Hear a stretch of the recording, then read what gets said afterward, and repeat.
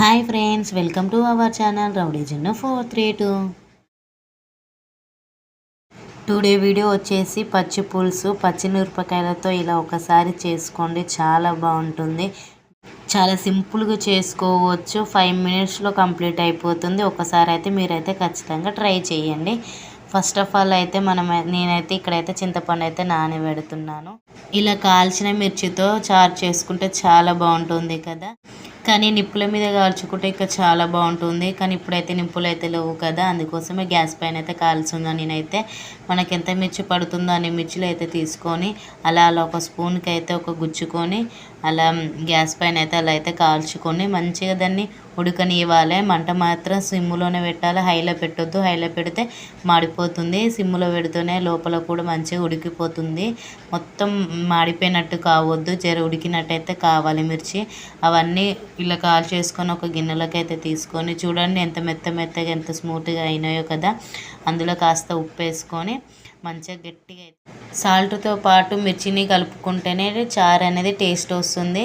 అట్లా అయితేనే మిర్చి కూడా మెత్తగా అయిపోతాయి, లేదంటే కావు. అందుకోసమే అలా సాల్ట్తో మాత్రమే కలుపుకోండి. అలా మంచిగా కలుపుకోండి. మొత్తం మెత్తగా అలా అయితే స్మాష్ అయితే చేసుకోవాలి. చూడండి నేను అడైతే అంత స్మాష్ అయితే చేస్తున్నాను. కాకపోతే స్మాష్ చేసినాక అయితే నాకైతే తెలిసింది చేతులు మాత్రం చాలా మంట వచ్చేసింది అనమాట. డైరెక్ట్ చేతితోనే మిర్చి అయితే అలా అయితే స్మాష్ అయితే చేశాను కదా, అందుకోసమే తర్వాతకి అలా చెయ్యి మంట రాకుండా అయితే మీరైతే ఒక కవర్ అయితే చేయికి పెట్టుకొని అలా అయితే స్మాష్ అయితే చేసుకోండి. లేదా రోల్లోనైనా కచ్చబిచ్చ అయితే దంచుకోండి.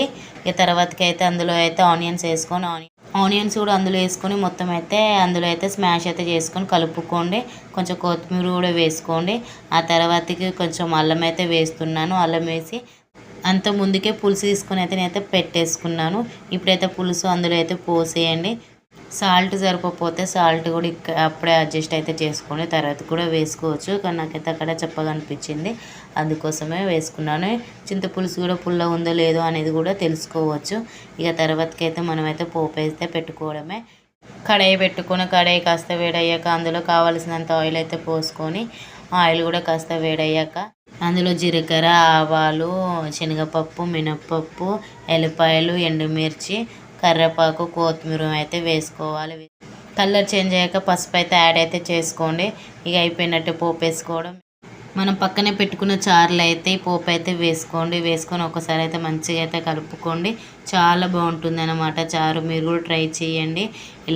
ఇలా పచ్చిమిరపకాయలు కాల్చుకొని చేసుకుంటే బాగుంటుంది అనమాట. చాలా రోజుల తర్వాతకి నేనైతే ఇలా అయితే తింటున్నాను. అప్పుడెప్పుడు మా అమ్మ చేసినప్పుడు తిన్నా, మళ్ళీ ఇప్పుడు నేను ఇలా అయితే చేసుకున్నా.